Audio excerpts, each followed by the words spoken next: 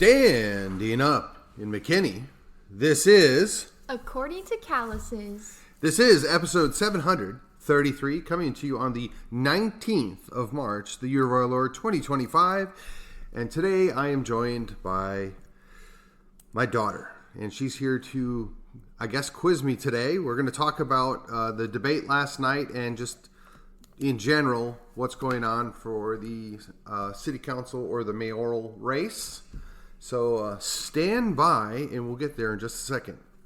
Before we do that, I need to remind you, once again, the way you help me, the way we make a difference is to share the show. You like, share, subscribe, follow, do all that good stuff for the program. I am on Spotify, Stitcher, Podbean's my host. You could find me on Amazon. You could find me on Audible, the Google Play, and, of course, the Apple iTunes or Apple Podcasts now, I guess is what it's called. I'm on the social medias. Yes, you can find me. I have a page and a group on Facebook. I'm a pro at Gab, and I drop in at MeWe. And for now, you can still find me on YouTube. With that, here we go on with the program. So, Dad, why a debate and not a forum? So you want to know what the difference is between a debate and a forum, or why I prefer a debate, not a forum? I guess what the difference is, why there's a preference for one and why they chose a debate for last night. Okay, well, typically a forum is like a glorified meet and greet, right? The candidates show up, they get to talk about themselves. There's generally not any questions, certainly not any spicy questions, and the other candidates may not even be in the same room when that's happening, and they certainly don't interact. So the purpose of the debate is they're all on the stage, they all get questions, some of them may have a little spice to them, and certainly we want for there to be some interaction, because sometimes candidates say things that, well, could be construed to mean something other than what is really true.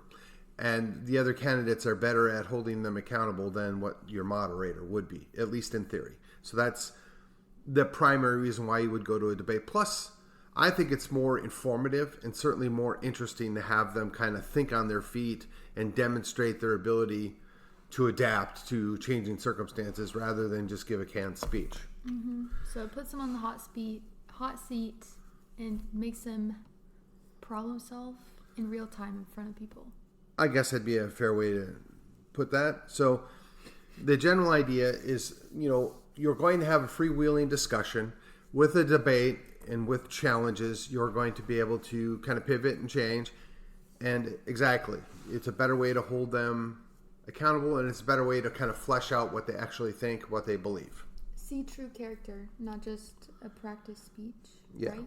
Yes, exactly. And then typically in a debate or any forum, you're going to go there trying to prove a point or get your message out. So that messaging could be a rebuttal to something that's been in the news. It could be just, I'm a good candidate. I want you to know why I'm a good candidate. It could be there's this hot topic that isn't even controversial, but I want to address it. But primarily, anytime you're doing a debate or a forum, you're there to, one, serve your supporters. They call it fan service, like in the entertainment industry. You want for your people to hear you say the things that are important to them.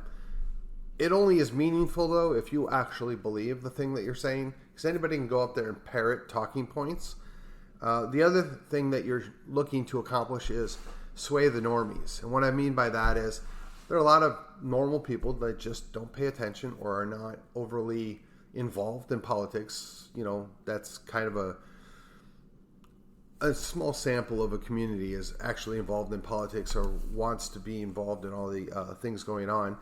So when you're going there and they don't know about you, or they don't even know about your opponents, you're wanting to convince the people that are undecided, the normies that are normally sitting this stuff out, that you're a good candidate and you're going to do what they want, or at least hear them out of what their concerns are.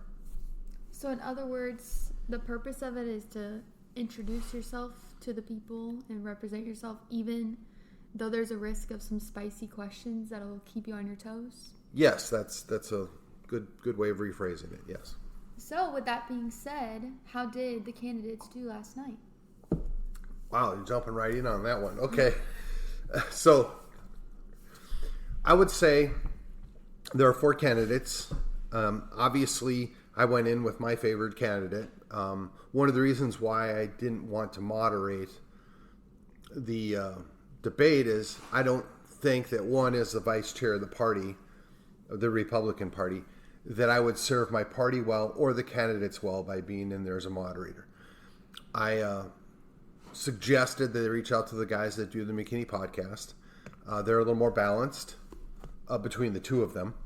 And they did a fantastic job. I'm very happy that they agreed to do that. And I was glad that I had a little part in it. So when I was there, I was observing. I was keeping the time. So I would put it this way.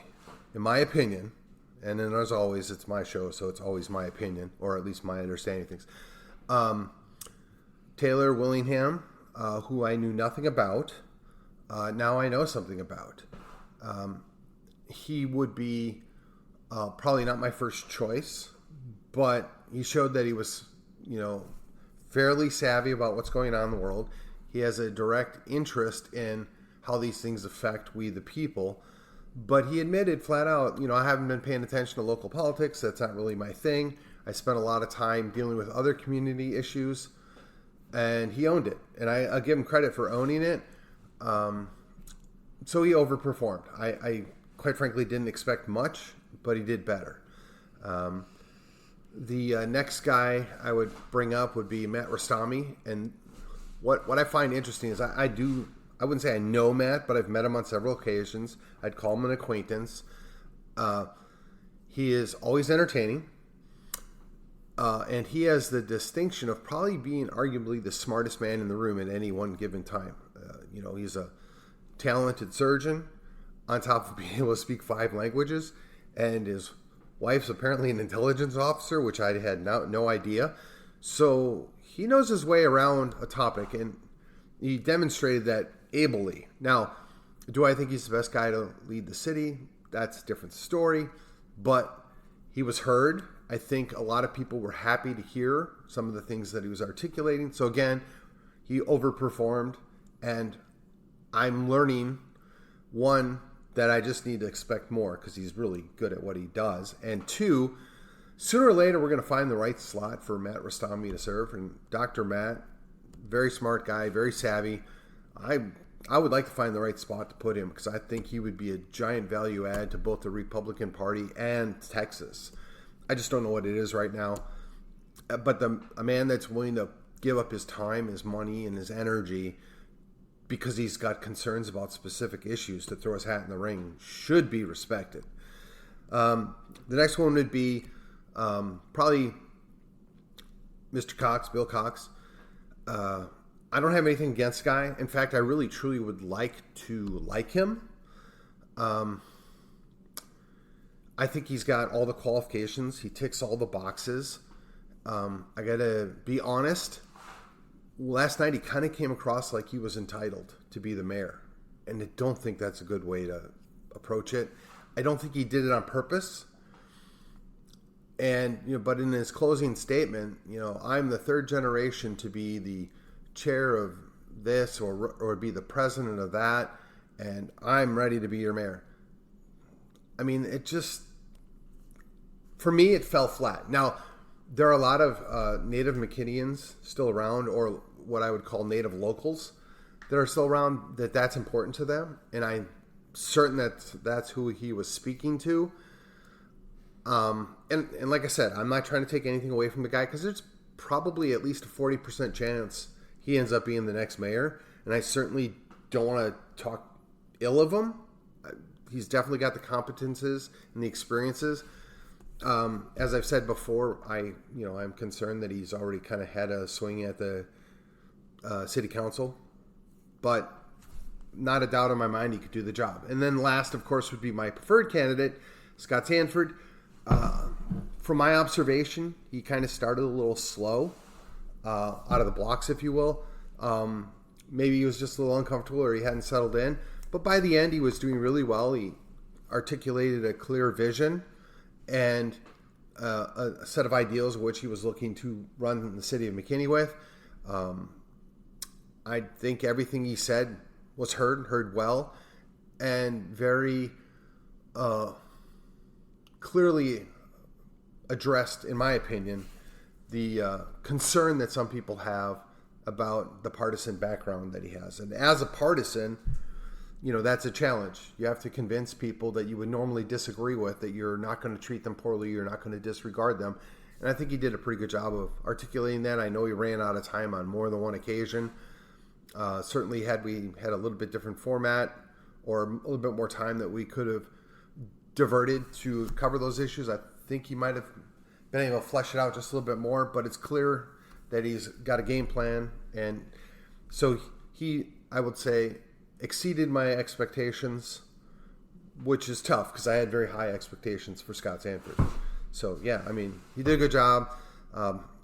Bill Cox could have done better, but he wasn't terrible. And the other two exceeded my expectations. Of course, their expectations were quite a bit lower than Scott's just because. And I will be adjusting going forward, particularly with Dr. Matt. Okay? Okay. Next. So, in moving forward with whoever ends up being mayor, what does it look like for them to work alongside the city council? Well, certainly for the vast majority of time that I've been in McKinney, which at this point I think is 28 years, the city council is generally in lockstep. That is, they make their decisions kind of ahead of time. There might be one or two that vote against something, but it's generally everybody's on board with what we're doing, and that's part of the sales pitch, right? Well, we don't really have any dissension in the city council, so you out there, you need to trust us. And that's not that's not a bad strategy. I don't think it's a huge problem or anything. It's just, I would like to see some more interaction, some more discussion personally. But if you're trying to move the city forward, I understand. So I think any one of them would find a way to fit in and work it out. The two most obvious people that are going to be the mayor, which would be either Scott Sanford or Bill Cox. I think they're both adept at working within the community, and they're both capable of working with people that don't agree with them. And I think that'll serve McKinney well. And that's not taking anything away from Dr. Matt or Mr. Willingham. I just realistically will be extremely surprised if they get into a runoff that either of those guys get there. And honestly, I would not be disappointed or sad if that happened. I just, at this point, I don't think that's realistic expectation. So what makes a mayor system strong, in your opinion? So you talking about a strong mayor versus a weak mayor, or are you talking about what is the ideal traits of a mayor? I guess both. Okay. So currently McKinney has a weak mayor setup. A lot of my history kicks in here, so I'm going to dial it down a bit. But during the progressive era, when cities were designed, they felt that it was best to have experts actually run the city. So that's why you have a city manager who is stronger in many cases than the mayor council. So the mayor sets the agenda, the mayor kind of leads the charge on laws or policies, and then the city manager has to get those things done. He works for the council, but everybody in the city hall and all the staff and the employees work for the city manager. Now, that doesn't mean that if the mayor calls up and says, I want XYZ done, that it won't magically happen. But typically, that's deferred to the manager, the city manager. And to be clear, I'm not making any accusations. I'm just trying to say that the mayor can bypass to a degree if he so chooses, but I've not seen that happening.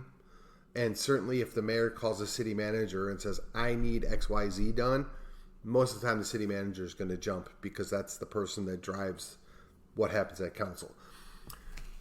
And that's with a weak mayor. When you have a strong mayor, you don't even necessarily have a city manager. You have the mayor that acts as a city manager, and everybody essentially works for the mayor, and the mayor is only checked by the council. And there's different variations of that throughout the country, so it's a little different. Going on to the second part of this equation, what makes a good mayor?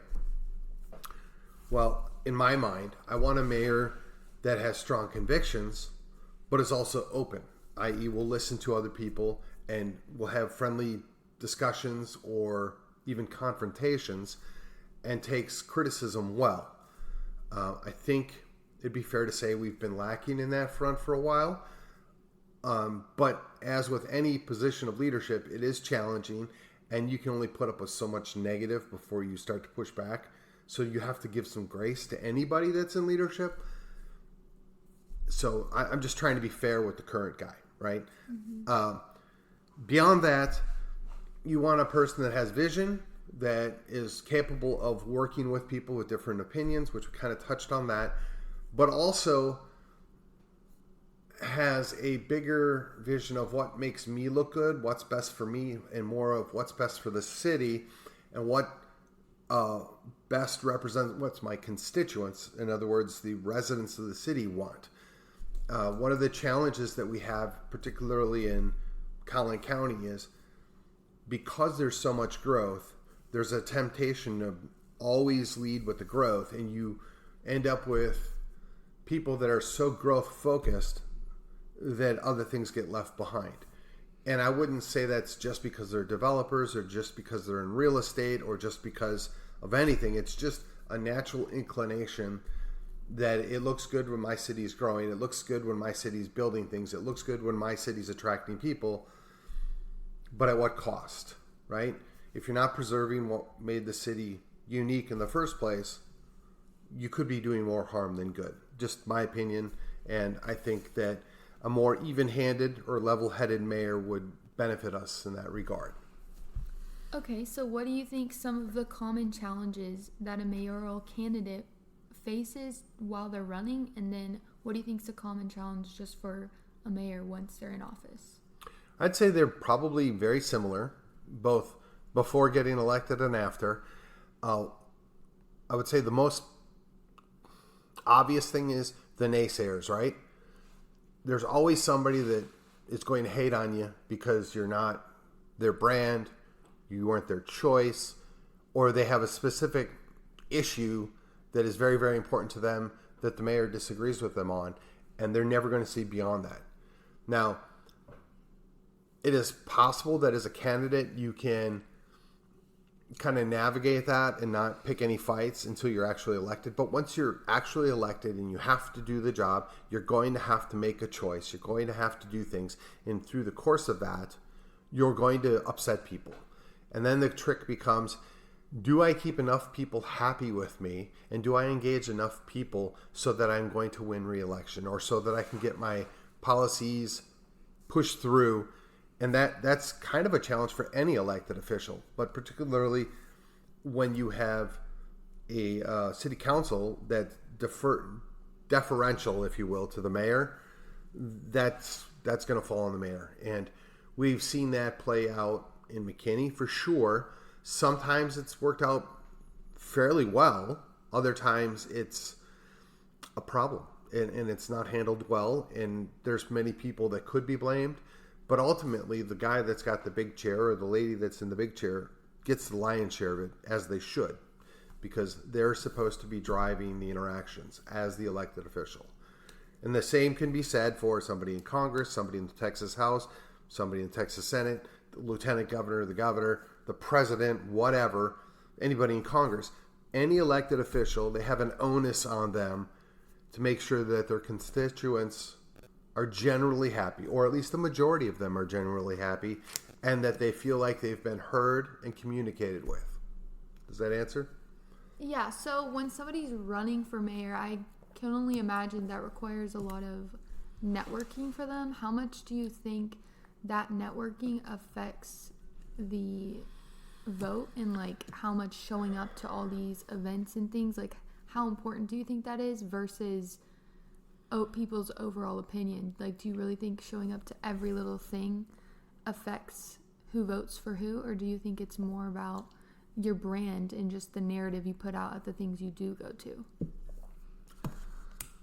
Ooh. Well, I'm not an expert campaigner. I could reflect on my own personal experience, but I don't think I'd be doing anybody a service by doing that since I lost. But I would say that based upon what I've learned, particularly since 2019, is it's a little bit of everything. You have to have branding, i.e., who are you as a candidate? You have to have a message. What is it that I believe, or what is it I would like to see done, or what is it that I'm opposed to? You have to have an openness. In other words, I'm willing to hear you out. Whether we agree or disagree, I'm going to treat you with respect. Now, as far as events go, that's a challenge because remember, you're going to have two goals. One, I want to keep my people happy and excited, and two, I want to convert people to be my supporters. So if you run into every event that is with your people, well, your people are going to be excited about you, and they're more likely to go out and support you, give you money, whatever. So that helps. But if by doing that, you're not converting any other people, or you're not convincing anybody that's on the fence to support you, you might have a very active and enthusiastic group of people that ends up being a minority of the voters. Mm-hmm. And by minority, I mean just less than 50%. That being said, if you're always chasing the outlier voters or the ones that you need to convert, you might convert some people, but now you've turned off your people that are your natural supporters, the people that would actively back you. Yeah. And so you got to balance it out. I got to service my people, keep them happy, if you will, keep my supporters inside, but I also need to be pulling in other people. So it's a constant balance. And that's why forums and debates matter. That's why doing the coffees with the candidates matter. That's why anytime you can get in front of a voter, you want to spend a little bit of time with each and every one of them that you possibly can. Now, you're going to have candidates that have that networking background. Like, case in point, both of the, we'll call them front runners for the mayoral race, came up through different sides of the equation. Scott has the advantage of being a pastor at a very large church, so he's well known and within that circle, and being a former state representative, so he's very well known down in Austin, and he has a connection from the local to Austin, and certainly within the Republican political realm, which is both a plus and a minus in a so-called nonpartisan race. Mr. Cox, on the other hand, has done all these civic things, has been very involved as a successful family and a third generation of successful people in McKinney. And certainly he has a, we'll call it generational wealth aspect to where he can spend all that time and energy volunteering to do different things. There's a built-in rallying point for the different organizations he's involved with, and whether or not that's enough to get you past, that's why you have elections, to see which side wins. So if I were to say best guess, if the majority of the majority, which is McKinney is still majority Republican, and if we look at it as there's a giant tent of Republicans, if the majority of the majority if the Republicans are the majority and the majority of the Republicans show up, I think that would bode well for Mr. Sanford. But that being said, I think Mr. Cox would probably self-identify as a Republican as well. So he is going to get all the Chamber of Commerce people, all the city fathers people to support him. And most of them are going to nominally identify as Republicans as well. So that's where it becomes a challenge. What really gets interesting is, do the Democrats stay home? Do they support a third candidate, or in this case, a fourth candidate, rather than those two? Or do they all pile on to Mr. Cox because they don't like Mr. Sanford? There's the question. I don't know. So going back to kind of like the networking and the balance, where do you see like what's the expectation once somebody becomes mayor? What's the expectation that they have now as the mayor to show like how many things are they supposed to be showing up to? Like what should the people expect? Like how often are they expected to be seen and out doing things in the public with the people, you know? Okay, well, from the outside looking in, I would say that our current mayor, I'll call you right back. Our current mayor is doing an adequate job on that. I mean, there are a lot of people that love him, that see him, that are always, excited when he's around, and he has a definite fan base. That being said, I don't know what he all does. Now, if you're a city council member or you're the mayor of a city, I would suggest, and I don't know. I don't know what their workload is. Some of these people work full time. Some of these people have their own businesses to run, and have families. So there's a legitimate strain on what is it you can do and do well. So if you've got a council meeting that's every other week, and then you've got workshops that are maybe once a week, do you go to an event during the week and then an event on the weekend, or do you go every other weekend? I don't know. It's going to be what fits within your schedule. Now, in my opinion, if you're doing 4 or 5 events over the course of a month on average, that's quite a bit. And I would think most people are going to be okay with that. Now, if you're a church-going person and you're the mayor, the people at your church get to see you once a week, hypothetically. If you are a member of, like, I think Mr. Cox mentioned the Rotary Club. So if you're a member of the Rotary Club and they meet once a month and you're going to your Rotary Club meeting as the mayor, well, you're there. If you are involved in another organization like Lions Club or Chamber of Commerce and you're going to those meetings once a month, well, you're there. So you might not necessarily have to greatly alter your schedule if you're already involved in the community. You just do those things and you wear it at your hat as mayor or city council while you're there. And then maybe you pick up 1 or 2 different activities that you weren't already doing, if for no other reason than outreach and being seen and making sure those people feel like they're being heard. Does that answer your question? Yeah, I guess so. So basically, the people that are already like active in the local community and local politics would be an easier transition than just like jumping in to all of the new things. Oftentimes that is the case, yes. If you're a complete outsider and you want to run for the big chair, i.e. mayor, that's an extremely high bar. If you're running for a city council seat, it's much easier. If you're an unknown person. Not to say that it's achievable, but it's a lower bar, if that makes sense. It does make sense. So I guess my last question about mayor things is, how do you think in this election social media is going to affect people running? Well, I think social media can be a game changer, but only if your voters are on social media. As I think it'd be fair to say, people my age are likely to be on Facebook, but only a certain percentage. And most of the people that are on Facebook that are politically involved already made up their mind. Now, if you throw in like Instagram or TikTok or something like that, if you're 30 and under, that's your jam, right? I mean, that might sway some people. I got to say, of the candidates currently running, from what I've seen, this is where Matt Rostami outdoes all of them, based upon what I've seen. Mm-hmm. And his joke from last night will likely be everywhere. The problem is I don't know if that's going to turn off more voters than it informs or excites. We'll see. That's the risk with things like that, I guess. Yes. Part of taking risks, like we were talking about in the debate, can make you stick out, but I don't know. I feel like something like that, young people like me will be like, oh, haha, funny. But then like old people that are like 65 are going to be like, that's inappropriate. So you never know. Right.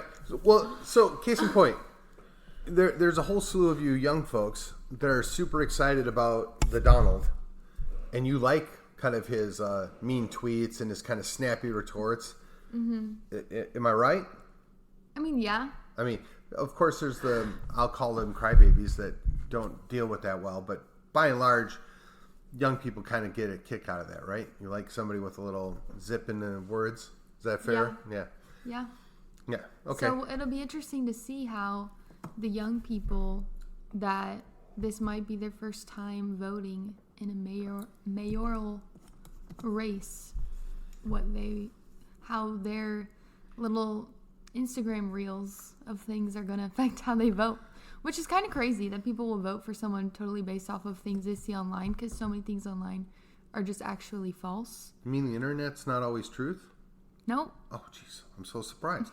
But we still use it for everything all the time, so. Well, I mean, if I were to hazard a guess, and this is just a guess, and I'm not sure how we would break it down and prove it out, but I will go out on a limb here and say that those that are not hardcore political whatever, which I think most people under 30 typically aren't, but I would say that a plurality, if not an outright majority of those people that, again, are not hardcore Democrats or hardcore, political people, but just the average, run-of-the-mill, quote-unquote normies, I think they're going to break for Matt Rostami just based on the fact that he's got the videos and he's got humor and he's not afraid to dance all over that line. And I got to say, I appreciate that about him. That doesn't change my choice, but but again, I'm not a 30-year-old. Yeah, I can definitely see the appeal to the younger crowd, especially like something I hear literally every single person that I feel like is under the age of 40. They're always saying that they're moderate, that they're not Republican or Democrat, and they just vote based on people, not based on parties, and they don't like parties. So, which I think is interesting because, as we've seen for a million years, the people that aren't in one party typically don't get where they're trying to go. So it's kind of interesting. Yeah, you got to pick your poison. I mean, that's a fair way to phrase it. Yeah. Okay. I have a fun question partially related to the mayor. Okay. Well, we're going to transition here. We've done roughly 30 minutes on political stuff. I won't say this is entirely scripted, but I did give Abigail a couple of questions to get her started off. And now we're kicking over to Abby is going to put He only gave me like 2 questions. All those other ones were me. Yes, I know. I said a couple. A couple is 2. Yeah. Well, you jumped fast in the script and I had to catch up. You skipped my second question. Well, my script is a couple of bullet points, but go on. Okay. So here's my fun question leading into the rest of the fun. This is my little transition, okay? If you could I'm still a man, right? Bruh. If you could have any fictional character be the mayor of McKinney, who would it be? Do you want a real answer or a fun answer? I don't know. It's your choice. This is according to Kallas. All right, well, the knee-jerk answer in sarcasm would be Mayor McCheese. You probably have no idea who that is, but once upon a time in the McDonald's ads, they had a character that was called Mayor McCheese. What? If they give out free cheese, I'd vote for him. Well, that's Wisconsin, right? I think... Boy, I haven't watched it,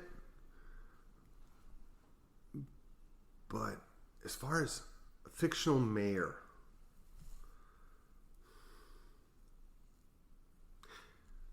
the only thing I could come up with is the Blue Bloods, Tom Selleck's show. Yeah. They had like a series of mayors that went in there, and I gotta say, So you're picking a fictional mayor. Like, you're not picking a random fictional character to be mayor. You're finding a fictional mayor that you want to be mayor? Well, I mean... like, I was thinking, like, you were going to be, like, Obi-Wan Kenobi or, like, something like that. Well, but, I mean, it's according to Kallas, but my default answer for all that is pretty much always going to be Captain America. But that's there you go. That's I guess it's low-hanging fruit, so I was trying to get something that was at least whatever. But, so the fictional mayor that I was referring to was some businessman, and he basically sits down and says, yeah, I'm looking to do this, this, and this is how I'm going to do it. I think they may have modeled him off of the Donald. I don't know that for a fact, but I just would like a mayor that Why do you keep referring to him as the Donald? That predates your birth. His first wife would call him the Donald. Oh. And she said he really didn't like it. To me, I would own it. If I'm Donald Trump. So can I call you the Steven? I mean, everybody else calls me Kallas, so whatever. But well, they call me Kallas too, so. Well, I guess that's my fault. But in any case, so I guess I answer your question, but not completely. But what's the fake mayor guy's name? You I don't remember. Oh, okay. I don't remember. I guess we'll have to use the internet. That's false to look that up after this. No, but I mean, it's hard because just because they're a character that you like doesn't mean they'd be a good mayor. I know, because all the characters that I love, like, sorry, I love Kylo Ren. He would be a horrible mayor. So I couldn't say it. Well, I mean... Or, like, I love Elsa from Frozen, but she would suck. She's just going to go in her ice tower and isolate and not care about anyone. That wouldn't be good. Yeah. Actually, Anna's better than Elsa anyways. Well, I don't know why I mean, used her okay, as so an example. Here, your man would like this. Bruce Wayne. Bruce Wayne? Bruce Wayne is mayor? Come on. Is he going to give everybody Batmobiles? No, but he's smarter than pretty much everybody else and will always find a way to make something work. Yeah. And if you give him too much trouble, he'll visit you at midnight and string you up over the side of a building. Okay, go on. Okay. Next question. That's great. So in your dream world, your mayor will just come beat you up. I wasn't implying that I was a fan of that. I just thought it was funny. Okay. All right. That's why I said Bruce Wayne and not Batman. Oh, okay. Okay, so you just want the, like, rich guy that goes out and parties and eats at fancy restaurants? Well, that is kind of his alter ego now, isn't it? Yeah. See, this is what the problem is. Yeah. I use a character that you know better than I do. I don't know. That's not true. You love Batman. No, you like Captain America more. That's Dean Allen that loves Batman. Captain America's my guy. But go on. Okay. What's one hobby or skill you've always wanted to pick up? Scuba diving. That's random. No, it's not. It's something I've always wanted to do, but it's expensive. But you lived in Wisconsin. Well, yeah, but it's expensive, and you have to be able to travel, and thousands of dollars of equipment and training involved, and then. I didn't really have the time or money to invest in that, but I know plenty of divers. They love it. I got to do a couple trial dives, like in a pool or whatever. It was awesome. I think I would hate that. Oh, it's wonderful. The ocean is creepy enough. I don't need to be down there when all I have to breathe is that little tank. Yeah, well, the only thing that might be better than that would be skydiving, but the problem is with skydiving, you land wrong once and you're done. At least with scuba diving... You can inflate your BC, which is your buoyancy. What if a shark comes eats you? Well, if I'm doing it in a lake, I don't have to worry about that. You're going to scuba dive in a lake? What are you going to look at? Crusty algae on the floor? Have you realized how big Lake Michigan is? I don't want to know what's in there. Okay, so don't go tell on. me. No, go to your next question. That's my thing about big bodies of water. I don't want to know what's down there because then I won't ever get in them ever again. Probably not. Okay, if you could live in any fictional universe, which one would you choose? Oh my gosh.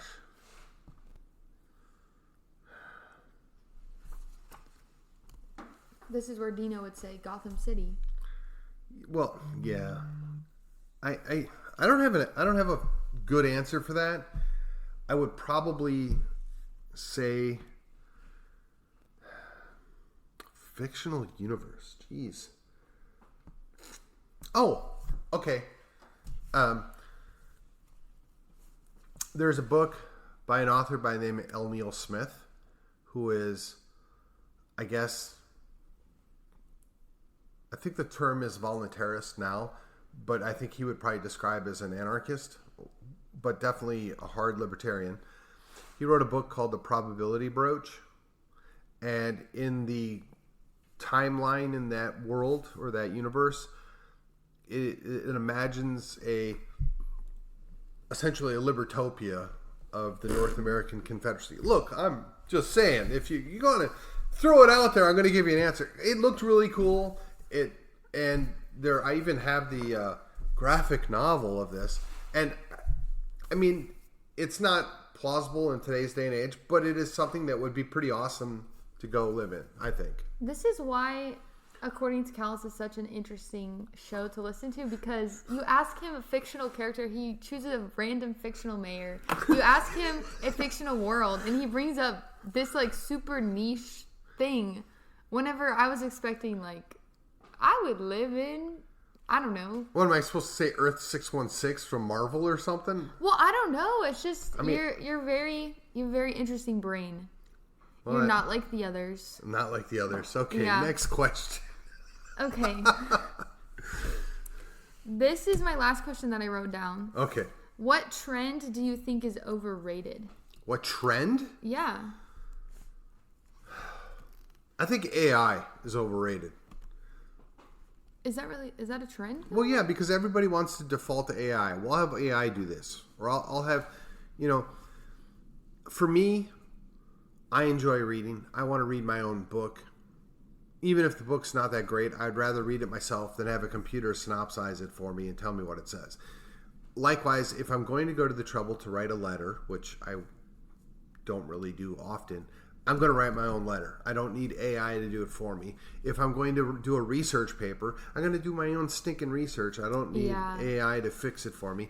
I refute, like, my literal last semester of college, that's when AI was, like, bumping out. And some of my professors were like, you can use AI, but you have to cite it. Like, these super intense instructions for citing it and all of these guidelines. And I was like, I do not want to do all that extra work just to use this shortcut. And also, this is dumb. Like, I'm going to college to get a degree, to learn how to do this for myself. Why would I use something to do it for myself? And then half the stuff it says is, like, sometimes wrong or, like, lame and generic. Sounds weird. And then it's like, you have to fix it anyway, so why not just use your own brain to write it? Like, it just, I don't know. I will say it this way. I think a lot of it is just builds in laziness, right? Yeah. And we have a lot of labor-saving devices. We have a lot of things that AI might actually be useful for, but for the average Joe, it's not necessary. Well, no, I would just think that if you're going to go to the trouble to educate yourself or inform yourself, you would want to actually do that on your own. And look, I'll be the first to say a college degree is not for everybody. Yeah. I think for more than half of the people out there, it's a waste of time. There's very little return. I agree with Charlie Kirk on that. Oh, Charlie Kirk. Of it being, like, sometimes a scam. Like, too much of America's like, go to college, but not everybody needs to go to college. Well, right, if you're going to get a... And especially if you don't know what you're going to college for, why would you do that? Well, bitterness studies. Oh, she's giving me this look, folks. All right, but seriously, I will say it can be helpful sometimes. Like, I'm not saying like things that don't actually matter, like a book club, you're like, give me questions about this book. Like, that's fun. I don't know if it doesn't actually matter, but it's if not you're looking like for a shortcut, important thing. Yeah, if you're looking for a shortcut, AI's got its, positives. But if you're going to just default to that, to inform you, yeah, you're disengaging your brain, and I just don't see that as a net positive. Yeah. All right. Anything else? That's it for me. All right. Well, we've gone almost 45 minutes. Congrats. We'll have to do this again soon. Sure. I've been told by a number of my listeners that they like it better when you're around. Oh, that's good. Maybe they just like your pleasant tone, or somebody is giving me grief in the background. I don't know. Well, I am half of your better half and half of you, so it works well. I guess it does. All right, folks. That was according to Kallas. And like they say, I guess today it's according to what? Kallas's. That's right. And I will see you on the other side. TexianPride.com is the destination for Texans who want to show off their love for Texas. We don't settle for mediocre. Our shirts are made from 100% high-quality athletic cotton. They're cool, comfortable, and designed to fit and flatter any body type. Follow us on Facebook and Instagram. Visit TexianPride.com for your next stylish Texas tee.